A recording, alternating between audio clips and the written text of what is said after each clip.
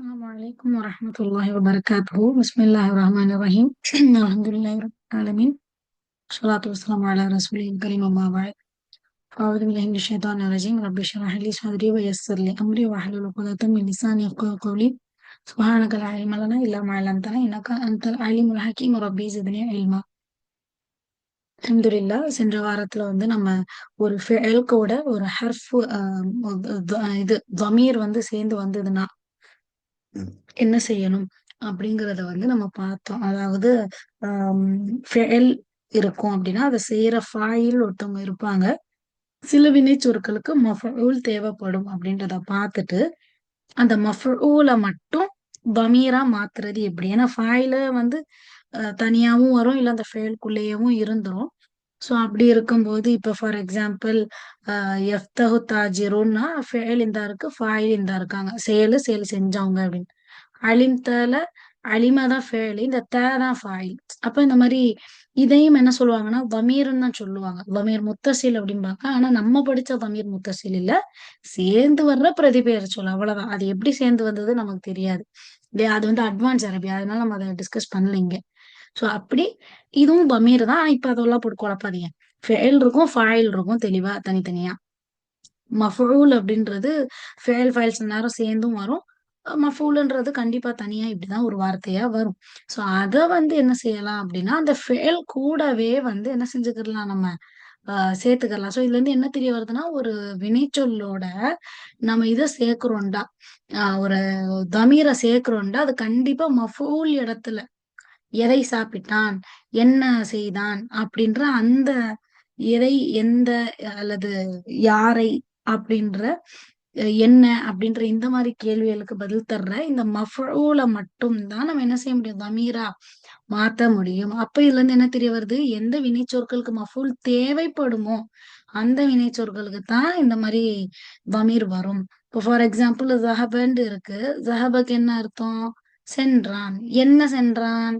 இல்ல யாரை சென்றான், எதை சென்றான் சொல்லணும். அர்சலனா எதை அனுப்பினான், கடிதத்தை அனுப்பினான். அப்படி சென்றானுக்கு சொல்றதுக்கு வேலை இல்ல.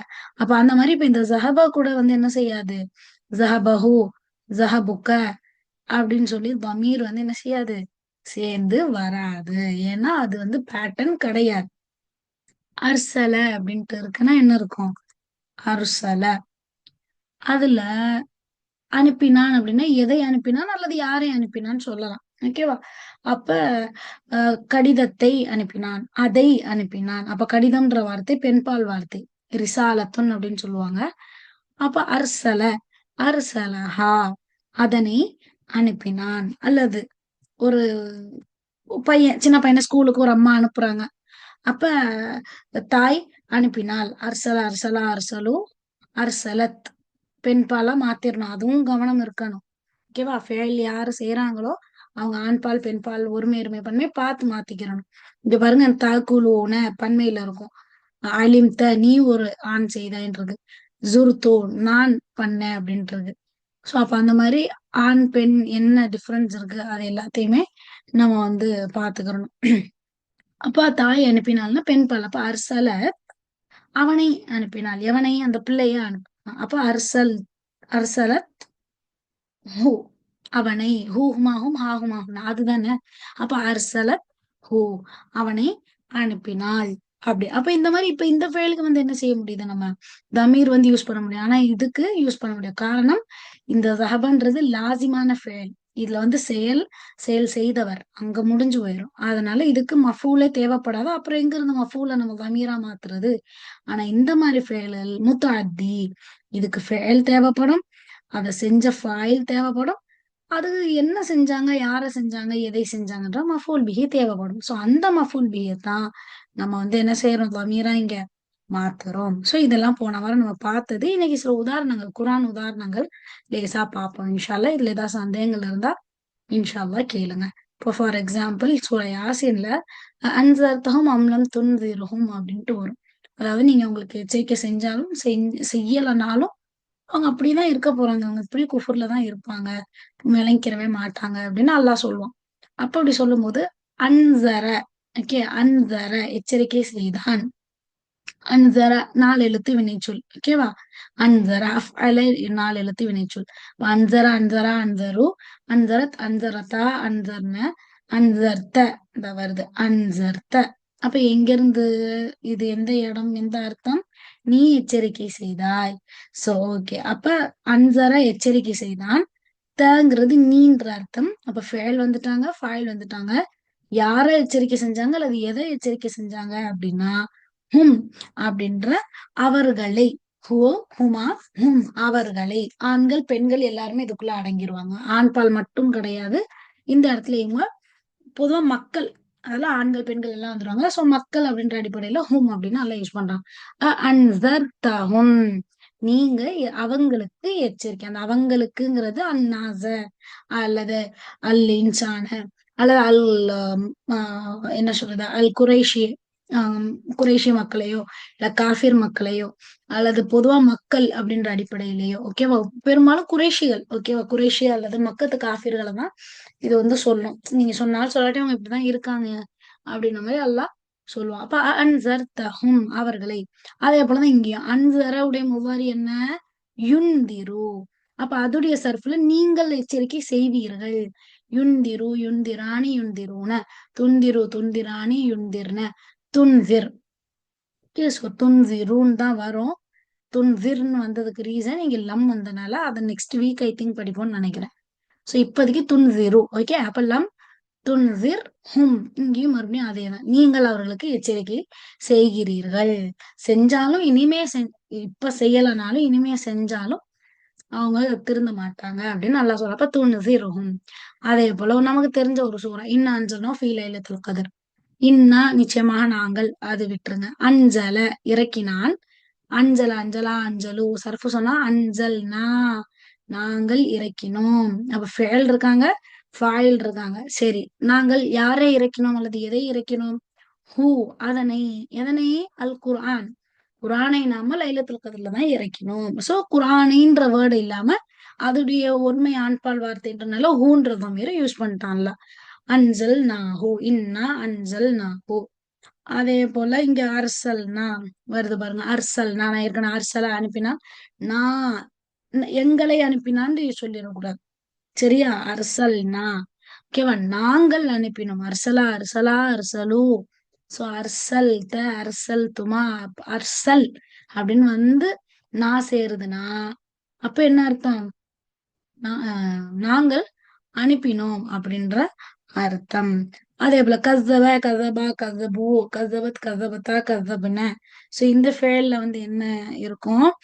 கஸபு அவர்கள் பல ஆண்கள் பொய்ப்பித்தார்கள். கஸப பொய்ப்பித்தான். சோ கஸபூஹு அவர்கள் பொய்ப்பித்தார்கள். யாரை? ஹுமா. ஹூ, ஹுமா, ஹும். அப்போ ஹுமானா இருவர்னு அர்த்தம். அப்ப அல்லாஹ் அனுப்பிய இரு தூதர்களை அவர்கள் பொய்ப்பித்தனர். கஸபூஹுமா. ஓகேவா?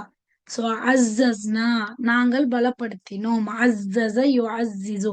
அஸ்ஸஸ 4 எழுத்து வினைச்சொல். ஃபா ஃபா கலிமா இந்த இருக்கு ஐனு. ஐன் கலிமா 2 வரும். அதுதான் இந்த 2 ஜா. லாம் கலிமா இன்னொரு ஜா. ஓகேவா? அப்போ இது கிட்டத்தட்ட இதுல 3 ஜா இருக்கு. அதுவேதான் ஐன் கலிமாவும் அதுவேதான் லாம் கலிமாவும். அப்ப அஸ்ஸஸ, அஸ்ஸஸ, அஸ்ஸஸா, அஸ்ஸஸு அப்படி சர்ஃபு செஞ்சு அஸ்ஸஸ்னா அப்படின்னு சொல்லிட்டு வருது. ஓகே.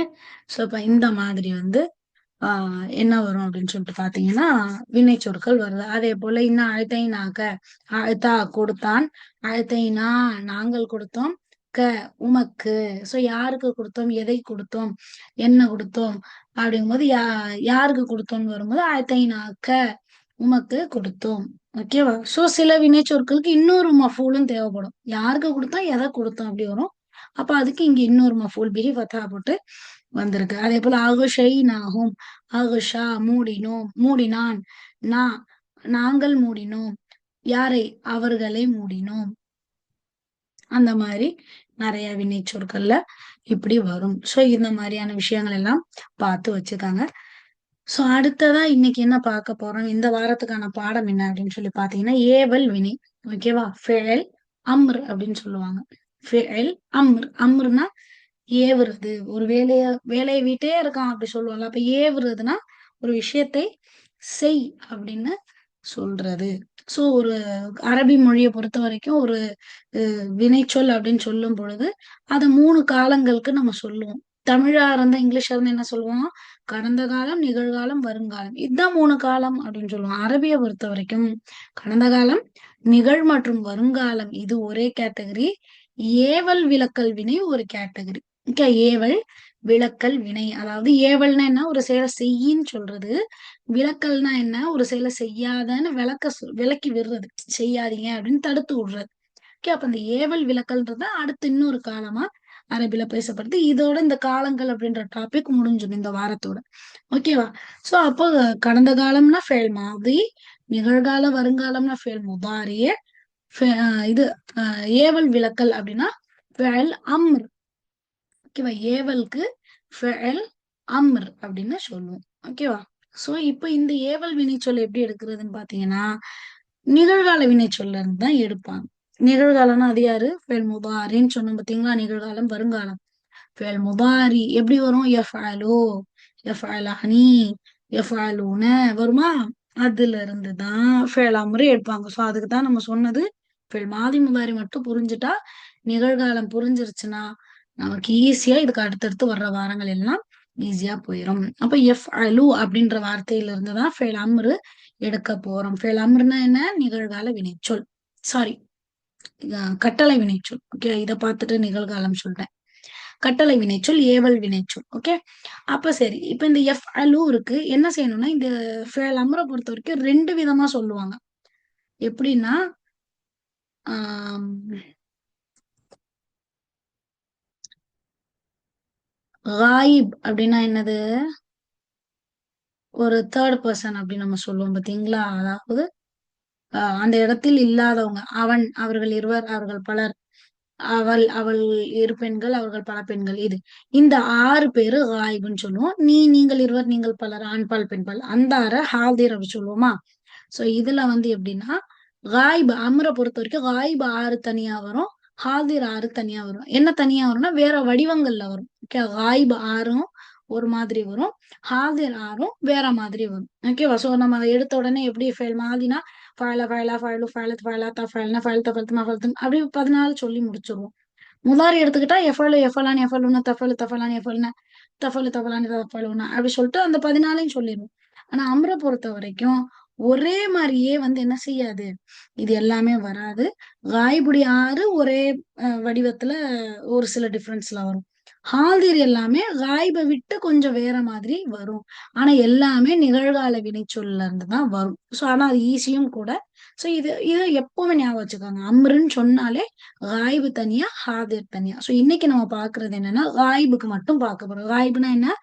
அவன் செய்கிறான் அப்படின்ற அந்த அர்த்தம். அவர்கள் இருவர், அவர்கள் பலர். அதுதான் அவன் செய்கிறான்னு இல்லாம அவன் செய்ய வேண்டும் அப்படின்னு நம்ம மாத்த போறோம். அது எப்படி? அப்ப முதல்ல அவன் செய்கிறான் அப்படின்ற வார்த்தையை எடுத்துக்கணும். எஃப் அலு, அவன் செய்வான் அப்படின்ற அந்த எஃப் அலு வார்த்தை எடுத்துக்கணும். அதுக்கப்புறம் வினை சொல்லோடைய தொடக்கத்துல அந்த எஃப் அலுடைய ஸ்டார்டிங்ல லாம் கசரா லி அப்படி போடணும். இந்த லாம் பேரு நம்ம இதுக்கு முன்னாடி என்ன படிச்சிருப்போம்? லாம் சேர்ந்துச்சுன்னா ஹர்ஃபுல் ஜர்ரு, அது கசரா செய்யும். எப்ப? இஸ்மு கூட வரும்போது அல்லாஹுன்ற வார்த்தை கூட லாம் சேர்ந்த லில்லாஹி, அல்ஹம்து லில்லாஹி அப்படின்னு சொல்லுவோம். அல்லாவுக்கு புகழ் அனைத்தும். அப்ப லாம் சேர்ந்துச்சுன்னா லீ வந்து என்ன செஞ்சிருது? அது பக்கத்து வார்த்தைக்கு கசரா கொடுத்துருது. ஆனா ஃபேல பொறுத்த வரைக்கும் இந்த லாம் கசரா சேர்ந்தா இந்த லாம் பேர் என்ன சொல்லுவாங்கன்னா லாமுல் அம்ர் அப்படின்னு சொல்லுவாங்க. லாமுல் அம்ர், கட்டளைக்கான லாம். ஹர்ஃபுக்கான லாம் கிடையாது. அதாவது ஆஹ் ஹர்ஃபுல் ஜர்ரா வர்ற ஜர்ருக்கான லாம் கிடையாது. லாமுல் அம்ர், கட்டளைக்கான லாம். செய்யணும் அப்படி அந்த கட்டளை எடுத்து பாத்தீங்களா அந்த லாம. சோ அந்த லாம வந்து என்ன செய்யணும்? ஹர்ஃப் அந்த ஃபேலுக்கு முன்னாடி லீ அப்படின்னு சேர்த்துக்கிறணும். அப்ப என்ன ஆகும்? எஃப் அலுன்னு இருந்தது, லீ எஃப் அலு அப்படின்னு மாறி இருக்கு.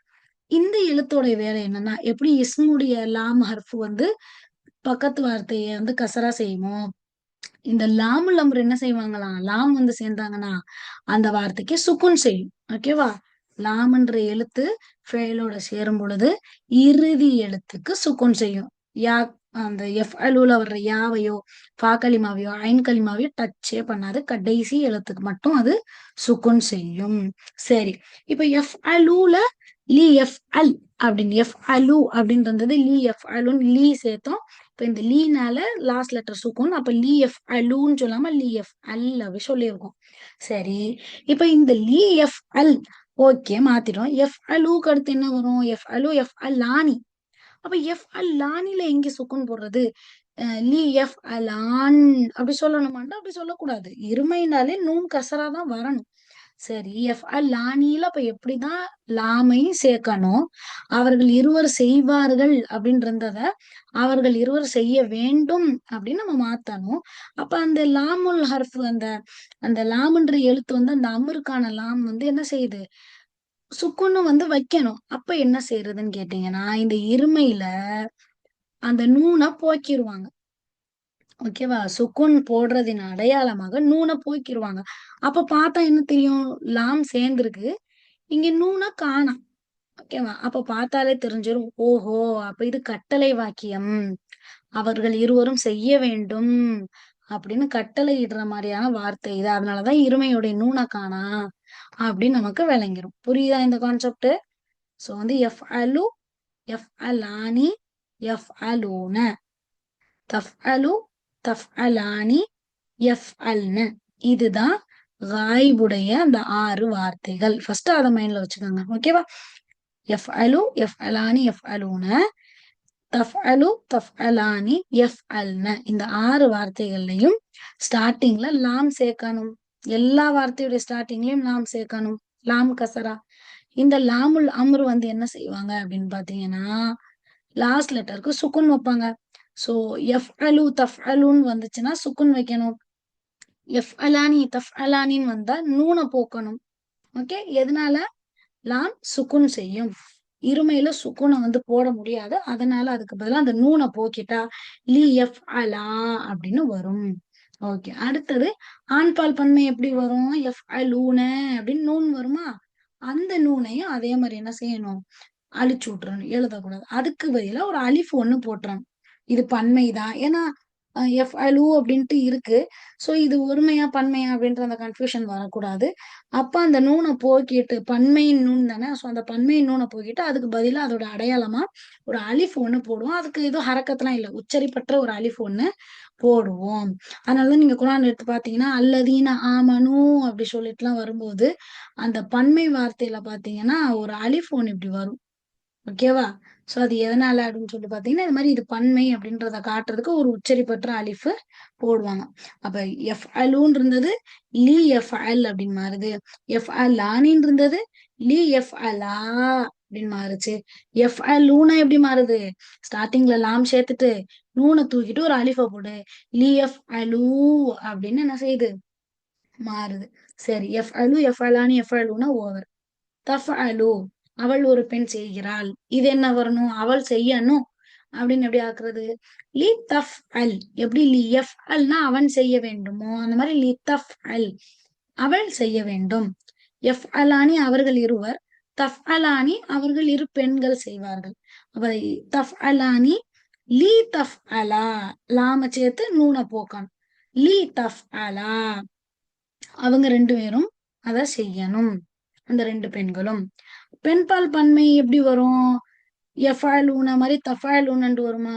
இல்ல, எஃப் அல்னு வரும். எப்படி? எஃப் அல்ன.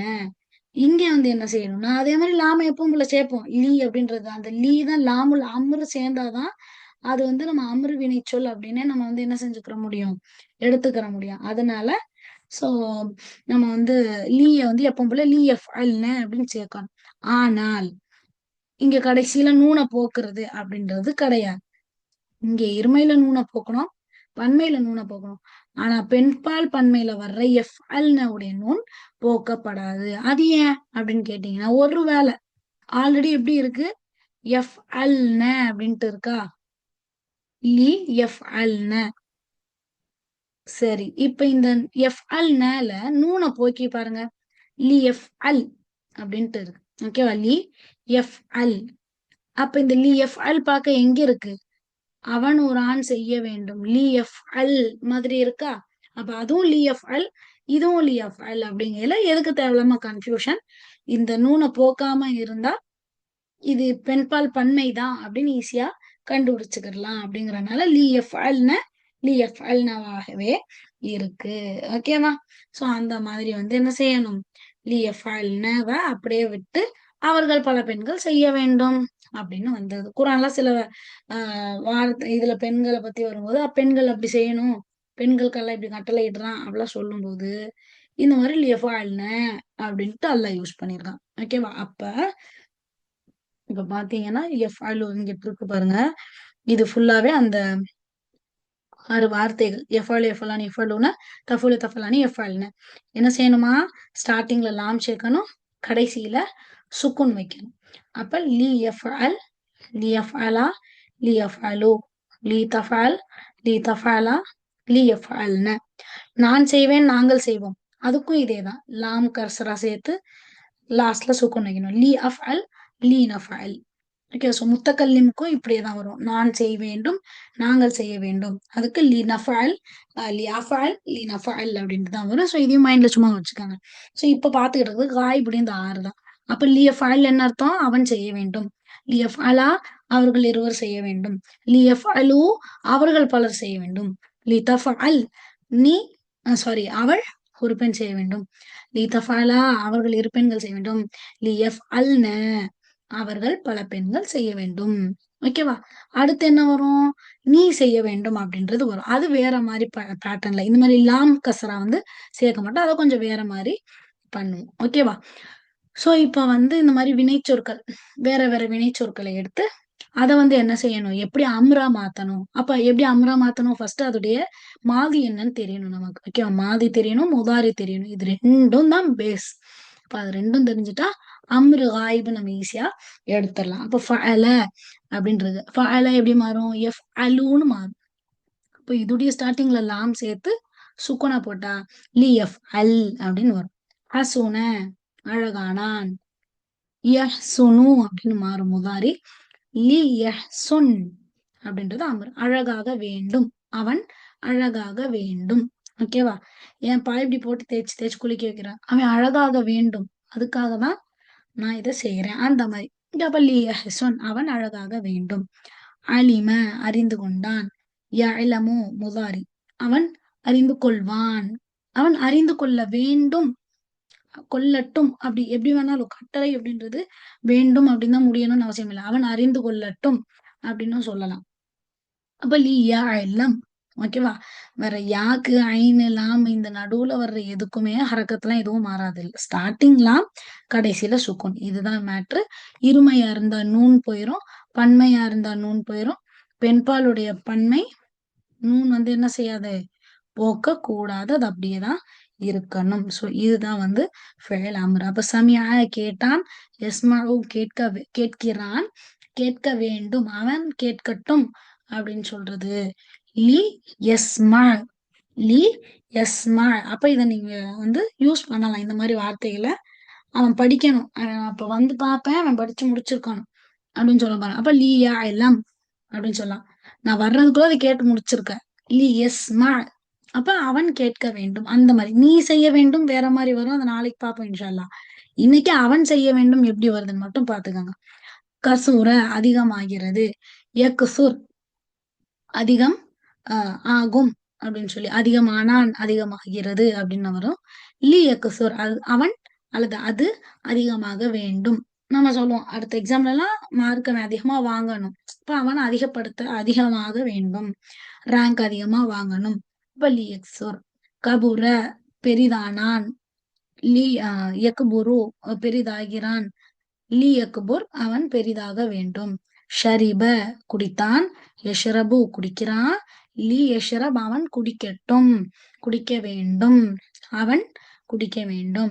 அவள் குடிக்க வேண்டும் எப்படி வரும்? தஷ்ரபு. அவர்கள் பல பெண்கள் குடிக்க வேண்டும் எப்படி வரும்? லி யஷ்ரப்ன அப்படி வரும். ஓகேவா? இருமையா இருந்தா நூன் போக்கப்பட்டு இருக்கும். சோ இங்க சர்ஃப பாத்தீங்கன்னா இங்க இருக்கும். முசக்கர் காயிப் இங்க இருக்கு. முசக்கர்னா ஆண்பால், முன்னஸ்னா பெண்பால், வஹதான்னா ஒருமை இருக்குங்க. தஸ்னியாண்ட இருமை இந்த இருக்கு. அல் ஜமானா பன்மை இந்த இருக்கு. சோ ஹெட்டிங்ல நீங்க ரொம்ப போட்டு அரபில பார்த்து கன்ஃபியூஸ் ஆகிக்க வேண்டாம்.